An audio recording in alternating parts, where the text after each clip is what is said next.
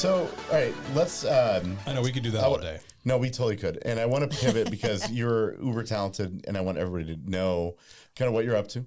And so you're here to announce baseball's coming to Portland, right? You're going to break that on this. Yeah, I will bring it here when that does happen. Right. But it's interesting. You did an amazing pivot that I don't know that most people really give it too much thought about. You went Blazers, and then here you are, trying to pull something off that I look at it's pretty miraculous if you guys are able to do this, and you are pretty far ahead.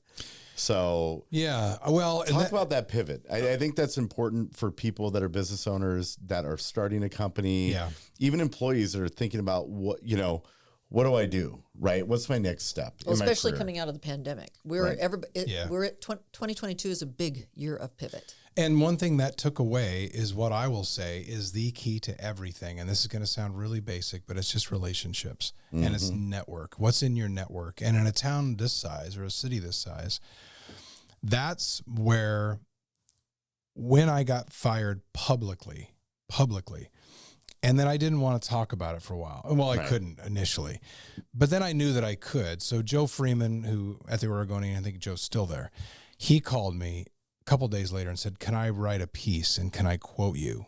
And I initially said, "No, I don't want to do that." And then I said, "Okay," because I looked at this as an opportunity, and this is both from professional. This is also my faith. I thought I got a platform to try and show, even if I wasn't feeling it all the time, ideally the way you should handle this, to thank people, to show no bitterness. So I did that. And I remember doing that interview, just walking around outside. And I think I was given some strength to do it because I think I said some of the right things. And even I used the word that I was blessed all those years to have that position. He used that in the headline. And still, I Googled it the other day because somebody asked me about it, and I thought I hadn't seen that in a long time. I didn't read the article, but I saw the headline. But by doing that, looking back, everybody said to me now, "Oh, I would have just fried those guys publicly and just bashed them." I don't know if many people would have done that, but had I done that, I wouldn't have been able to do anything else because, ironically, not that I wanted this. Had I walked away after that season, and honestly, the travel was tough and having kids and living out of a suitcase. My brother-in-law, who's in Arizona, told me the day it happened, he said, "This is a blessing because you have been really kicking yourself up with guilt and shame from living away from your family and living," which most of the guys do in that role. You live for yourself. You don't live for, and I'm not like that. Not that I'm some saint, but if my family and my friends, and if those relationships aren't fed, I don't feel whole, and I don't want to do that. So my point is, by handling it correctly and getting the opportunity to handle it correctly, which I look back on and I'm just so thankful for, that led to other things. And because it wasn't my choice, where I was going is if I'd have walked away, I might have been looked at differently. Fans would have been pissed. They don't like that. And they would have still felt like I broke something up or something. And I don't want to say we got a victim status, but a little bit. Sure. Therefore, our name and the legacy was able to continue, even though people still walk up and say, "What really happened?" They don't buy the way we've said it, even though it is the way it happened. So that gave me a platform and an opportunity to hopefully handle it correctly, which then reared its head with other opportunities like baseball. And like everything, you ask somebody how they, Pat Casey was asked after the Oregon State game when they retired his number, and his first answer, as humble as Case is, and I love him and know him well, he said, "I was the beneficiary of some relationships with some great people." And that's my thing. So the baseball thing started because Craig Cheek approached me and wanted to have lunch and said, "I need a point person, face of this, that people know and trust and believe." So what is the baseball thing? Yeah. For people that are watching. Portland Diamond Project. Okay. Yes. Yeah. The effort to get a Major League Baseball team to Portland.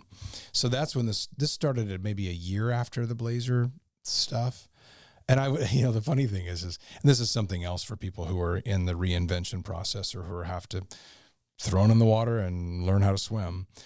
I tried a whole bunch of stuff between between the gap of Blazers and baseball. I mean, I had people approaching me about friends, most of them, just try this, come work, do this, financial this, try.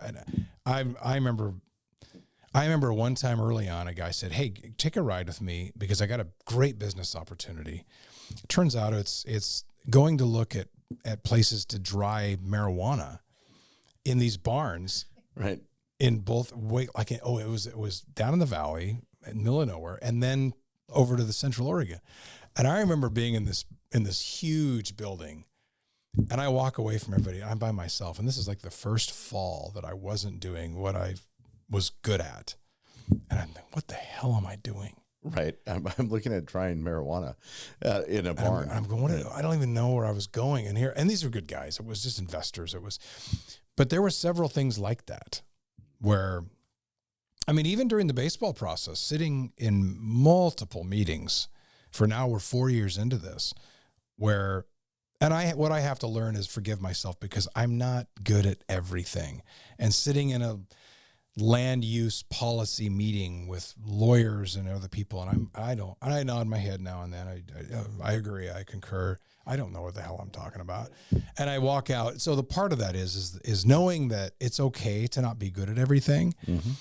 And I'm not, I'm faking it a little bit, but knowing that my role is there and I still am bringing value, even if it's not satisfying the false ego of what did I really accomplish today and how did I impact the situation? And that's been a battle in this for me, honestly, the worth of it. I can ask my wife. I've had a lot of those discussions about, and I don't want to say that at the end of the day, everything should be about how much you influenced or how much you impacted the people around you. But that's kind of how I look at things.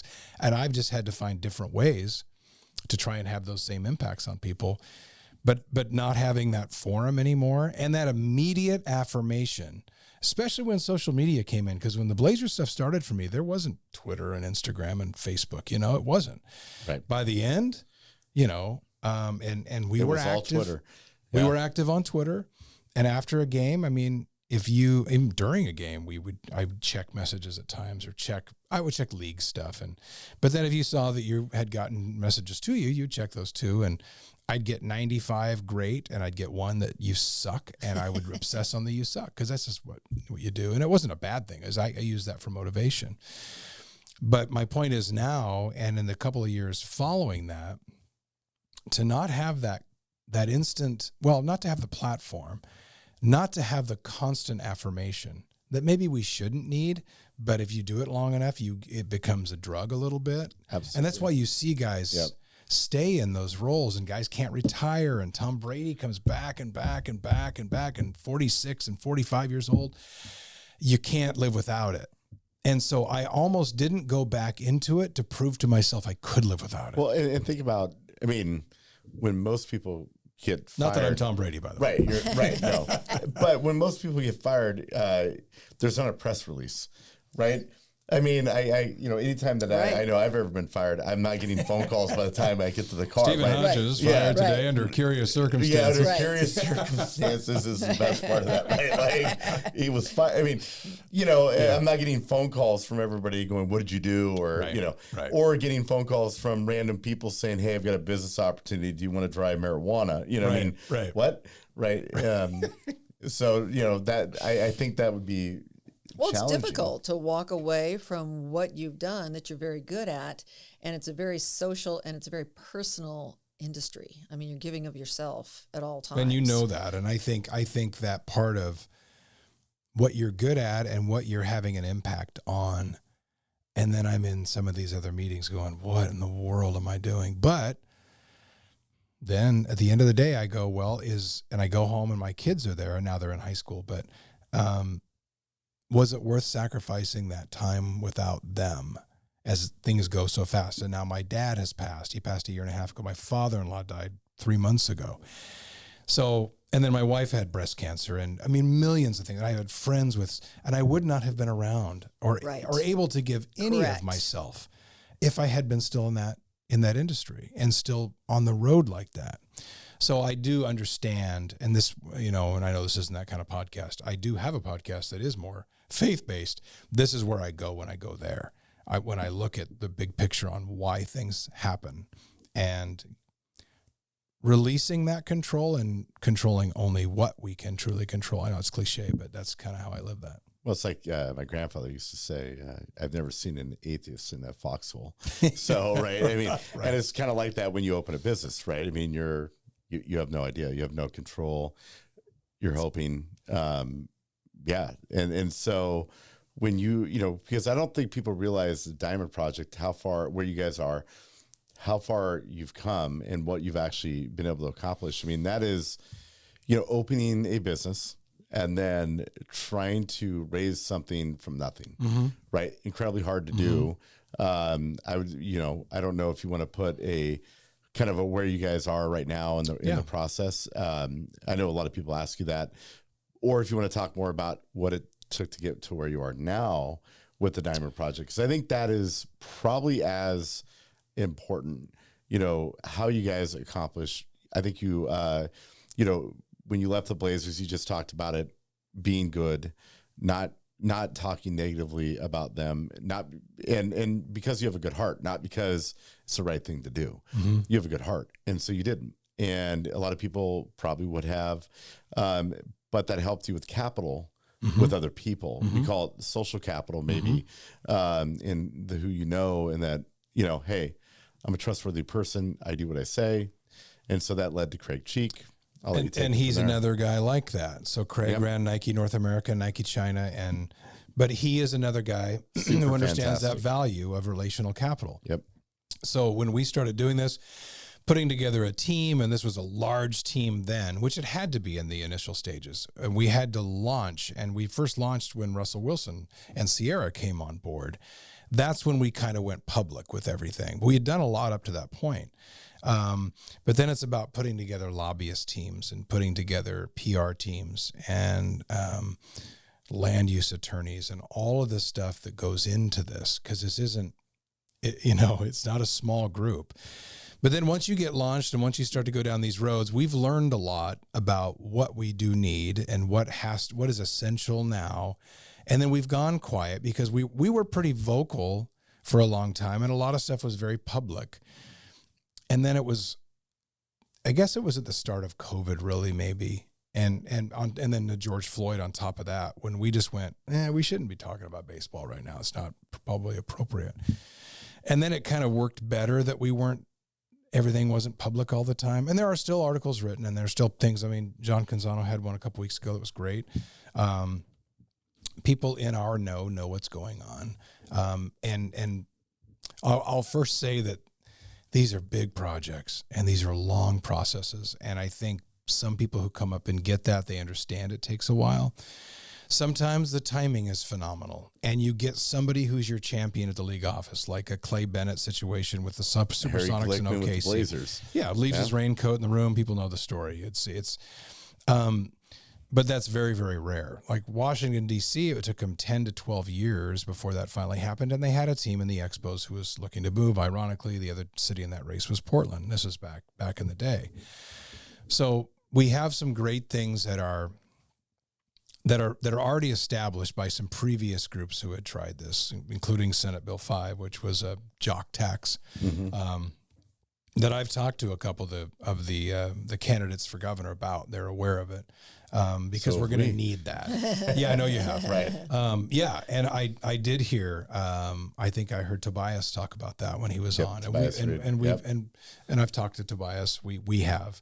But I think the biggest thing is with Craig, what I was going to say is, Craig finds himself out of Nike and just passionate and optimistic and knows what I don't know. And I have a little bit of the relational capital. He's got a lot too, but we were able to bring together some people locally who believed in what we were doing, raise the seed capital.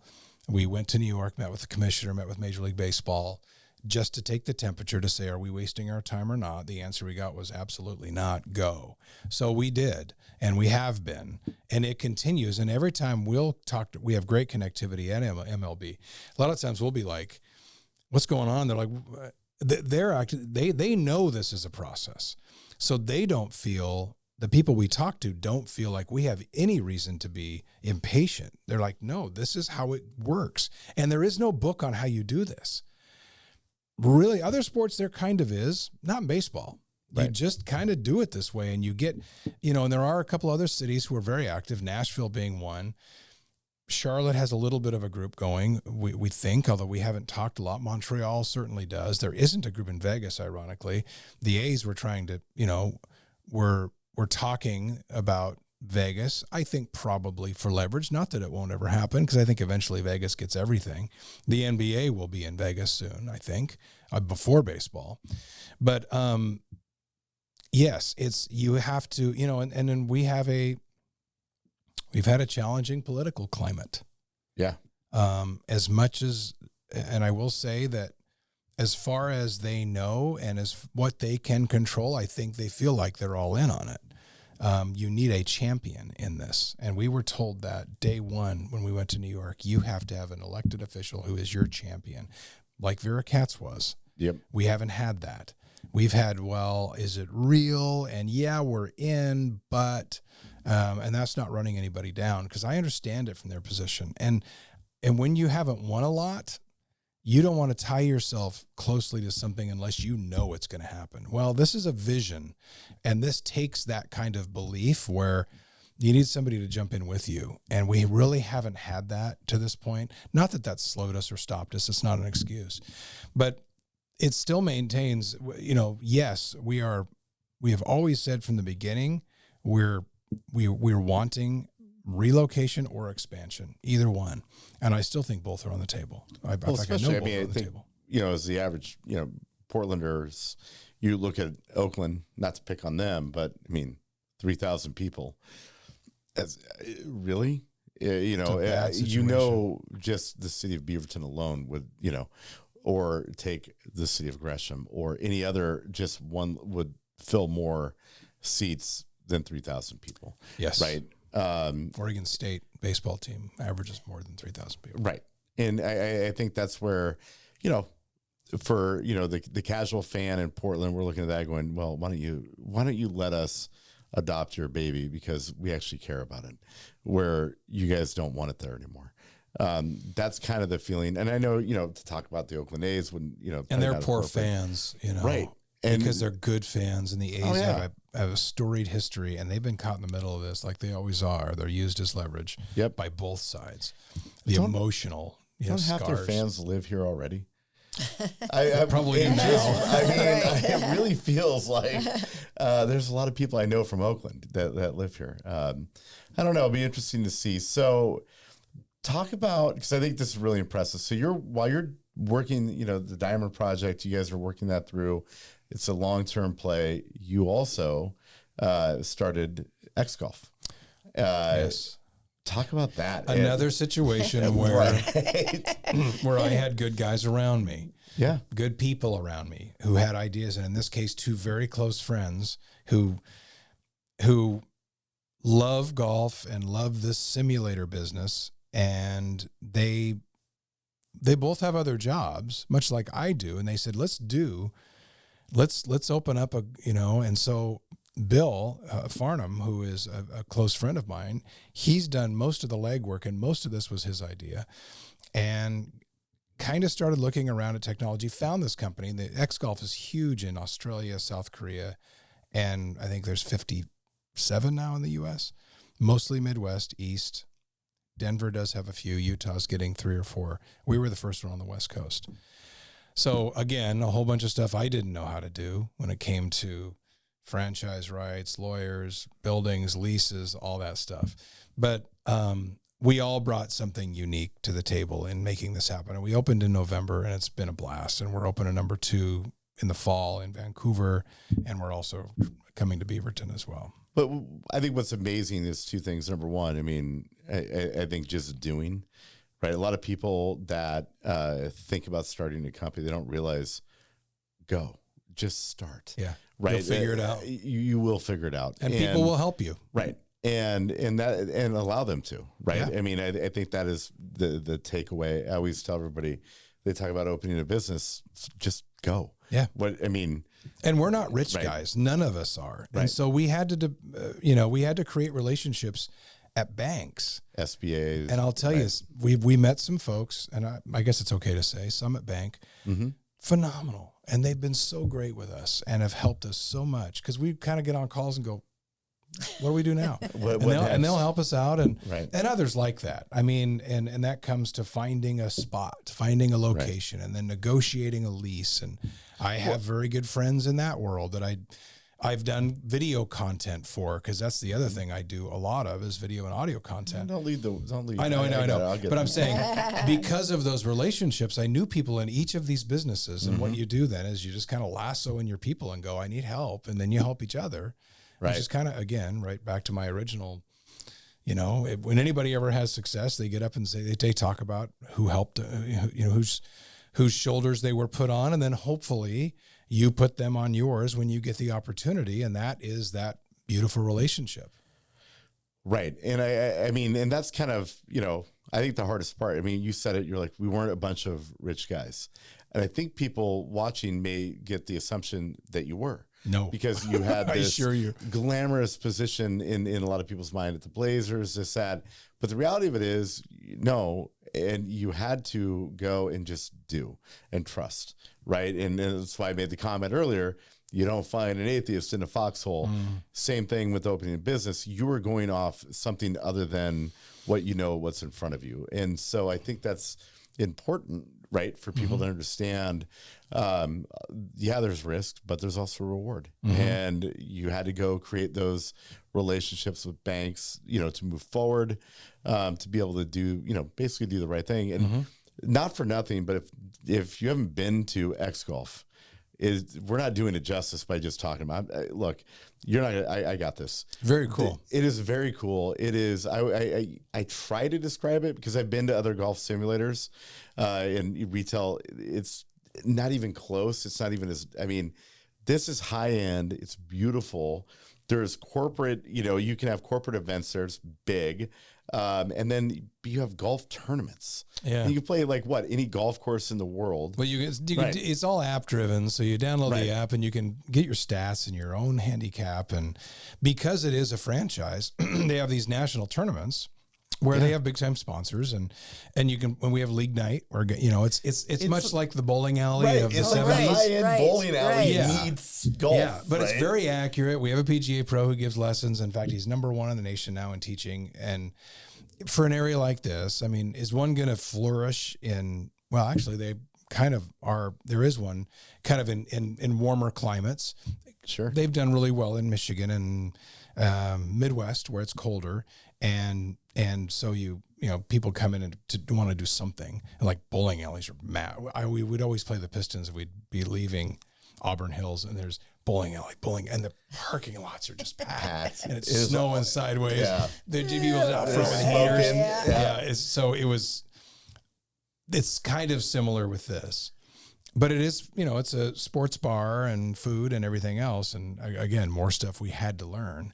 But here we are opening in November, which we did. And then we're just slammed in December and January. And I don't work there all the time, but I did in December and January. My daughter, my wife, because we needed, because we're not knowing how to do all this stuff, but we made it. And I'm not going to say we faked it. We figured it out. Right. And that still happens to this day when I'm in there and something happens. And it turns out I've turned into the guy that my partners will call if something happens technically or something goes down.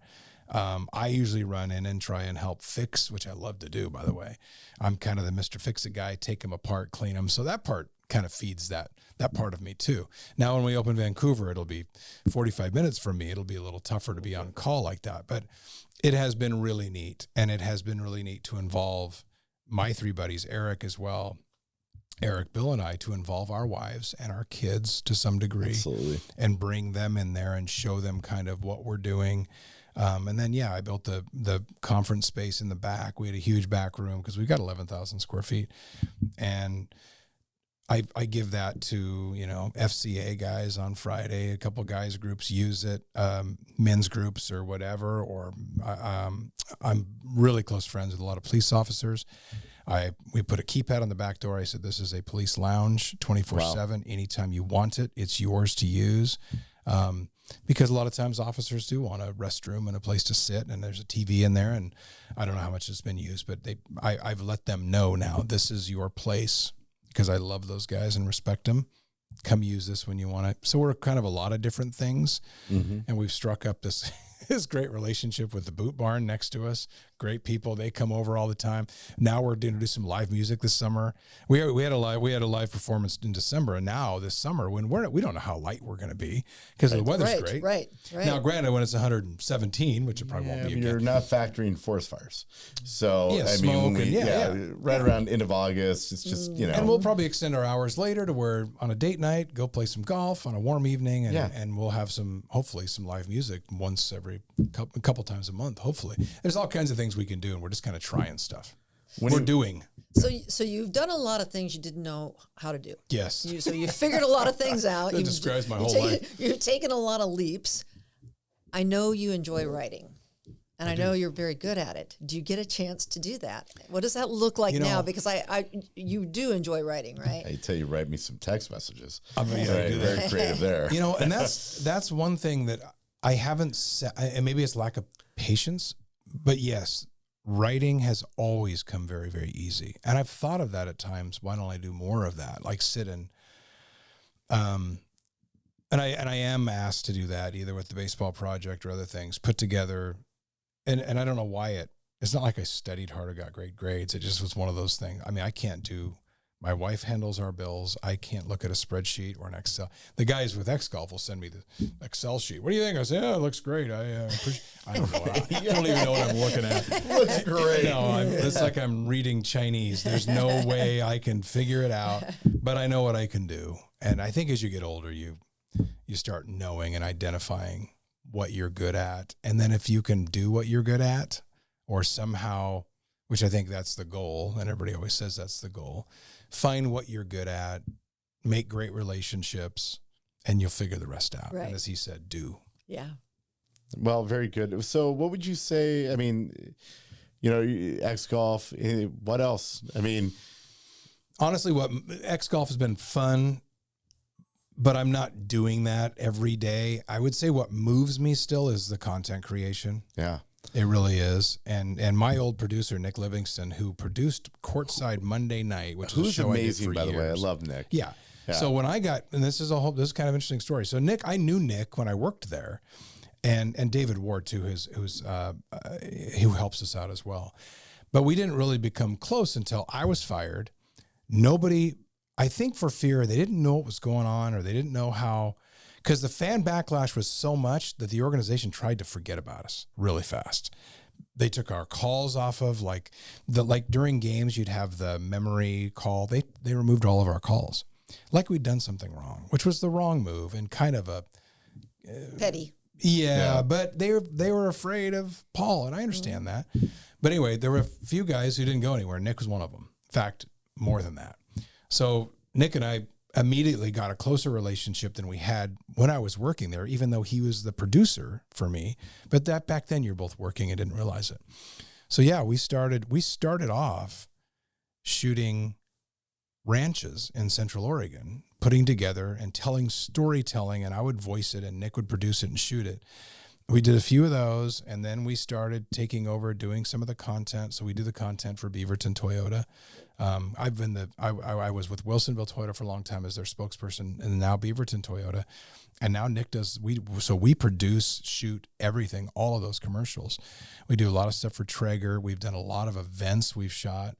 That to me, that for some reason we put that together, even though Nick, it's more labor intensive for him and his talent is more in the editing, what he does. Still, when we create something like that, and maybe that because that's closely related to what I used to do, but that creative side of it, that's one of the most rewarding things that I do for sure.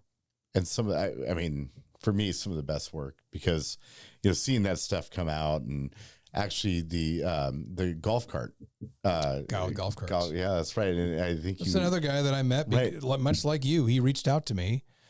And then he wanted me to kind of be the spokesman for his company. And then I got to know him. And this is the way it should be, I think. these people like you, like him, they become family to me because, and then that makes life so much easier. And you know the people that aren't, but when you get people who truly, I mean, it sounds funny. And some people will probably say, oh, you're not supposed to get that close to people you work with. I don't care. I'm doing it. Why not? That's what it's all about. I mean, you spend 8 hours, a day, roughly with them. So Right. why not be close? No, I love that. Well, you never know where it's going to lead. You were in LA doing a shoot. With Jamie Foxx? Yeah, Jamie Foxx. I mean, here I'm getting text messages and I'm like, why is Jamie Foxx talking to you? Right? That was true. I mean, we went down there to shoot, and that's turned into some other stuff I'll tell you about. Yeah. But yeah, Jamie had, and this is networking, and this is more Dakota, way more Dakota than me. But we end up taking a golf cart designed in the Dallas Cowboys flair. What team? Yeah. Two. I know. His favorite. And Nick's too. So I got to hear about that that's from my him. team. Yeah. So we end up, and we go to Jamie's, we get driven around all day, and we end up at Jamie's house, which is way, way outside. It's not Beverly Hills. It's outside. He's on some land, and he's not there. And there's one guy there. And so the whole time Nick and I are going, do you think we're really going to see Jamie Foxx tonight? And it's starting to get late. Did we accidentally just break into his house? Right? We're in his house. Yeah, you have no idea. No, we're in his house and nobody's around. And there's an Academy Award and there's a Grammys, and then we're taking pictures of stuff, and we're being respectful, but we're in Jamie's house. And his guy keeps saying, yeah, he's coming. He's come back from Palm Springs. He's driving. He'll be here in a few minutes. And then another hour goes by. So we're kind of going, I don't know. We've already missed our flight. So we know we're supposed to go down and back. And sure enough, he pulls in and he hangs with us. And he didn't want us to leave. Played the piano for us, sang. It was just us. Nobody was around. Right. That's amazing. He is not only one of the most talented guys, he was one of the most gracious and coolest people I've ever been around. And I've been around, and I don't get starstruck because of that, because I've been around these guys my whole life. And I wasn't with him partly because you've seen him in so many things. You kind of feel like you know him. Therefore, you don't kind of get awestruck. And the way he disarms you by preventing that kind of starstruckness, that's a credit to him. But that was awesome. I've wound up in some situations going, how in the heck did that happen? Right. It's a little bit Forrest Gumpish. Yes. Right? Well, Dakota is Forrest Gump. Right. He's rolling in. He's truly Forrest Gump. Yeah. But I have been in those situations before where poor Dakota. Are we going to let him know, like, hey, your new I'll name's let him know I talked to Forrest Gump. Yes. Dakota's awesome, man. He's got a crazy life at such a young age, and how talented, right? I mean, and this goes back to the beginning, because he is, and I figured it out. We were at Russell Wilson's golf tournament last summer, and he made a cart for Russell. Russell comes up Sierra, and Dakota meets him, and Dakota, in not a weird fanboy way, but just asks questions. What is this? And other guys, not necessarily Russell, but another guy pulls up who's dripping with money and planes and the whole thing, not a part of the tournament. Dakota goes and strikes a conversation up with him, and this guy ends up talking to him half an hour because he wanted to talk about himself, and he knew this kid cared, and he just asked him all these questions, and I went, that's how he does it. Right. It's weird, and a lot of people don't understand it, and it's not phony, and he doesn't want anything from them. He's inquisitive. It's truly, he just wants to know. He's going to have to make Russell a Denver Bronco. I know. Right. I mean, because it wasn't a Seahawk one that he made him already. No, or is it MO? It was an MLB PDX cart, but it had a Seahawk theme. It had Russell's logo on the front of it, which Russell loved, by the way. Right. People did ask about that when he got, does this mean the end of baseball to Portland? I said, no, he's just changing teams. No big deal. But anyway, to go back onto all of that, the Jamie Foxx story and Dakota, and to circle all this back. And again, this is not a unique perspective or point here, but those relationships, and that is, as I like to say, relational capital. You called it something else, but it was close. I think I was actually mumbling, but I heard it. You're a social capital, I think. Social is what you capital, said. yeah. So that's everything. And everybody can have that. I know that communication comes easier to some than others. Right. But I know a lot of guys who aren't great communicators, but they don't have that fear. They will talk and ask questions to people and create networks. And if you come at people with the right reasons, for the right reasons, and truly, maybe down the road something comes of it, but in most of them it doesn't. But if you don't really make them feel like you want something from them, that's how you form these relationships. And then if you do things the right way and don't ever, in the city of bridges, burn a bridge, then you're fine.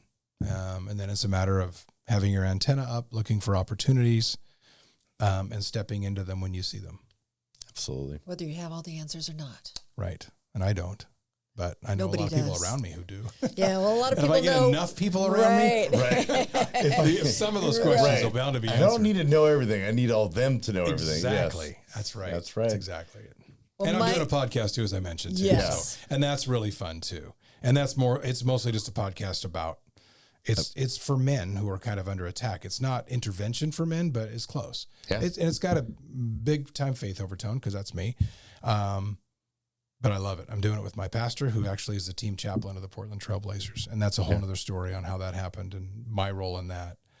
And one of those things that was meant to be. And this is fun.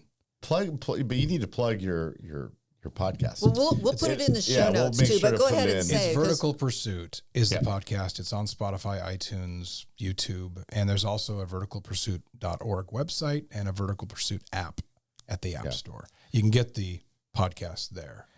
So, which, by the way, is an amazing listen and Thanks. video. So it's actually really good. But I wish we could go this long with that one. I end up cutting them off like at 35, 40 minutes. yeah, we're supposed to too. I love that you don't. We're just gonna. I want to go longer. We're gonna go ahead and just make it a two-parter. You know, we're just gonna keep it going. I mean, everybody already left out there. You know, Eric already walked out because I'm done. And here's the thing, and this is part of like, you can tell I like to do this kind of thing. I could go another 3 hours. Right. Because this is what I do. I don't know a lot of stuff, but I know how to talk. So That's a good thing to know. that's why I love this guy too. Yeah, well, we appreciate your time and your stories because you're a great storyteller and you're a great communicator. And it's funny how you start down one path and you kind of, like water, end up back where you started. And sometimes I don't come back home and somebody says, finish the story you started 20 minutes ago. And I'm like, what was that? I don't even remember now. That's the But that's kind of how my life has been. Right, too. well, following your path. Right. I don't even know. Yeah, the path can look funky. Whatever that is. Right. Thank you. Very good. Well, Appreciate thank you for being on. Amazing as always. And we'll bring you back again. Please do. I heard you say that you were going to announce on the show when we get a team. You're going to announce. Sure. Did you just? Yeah.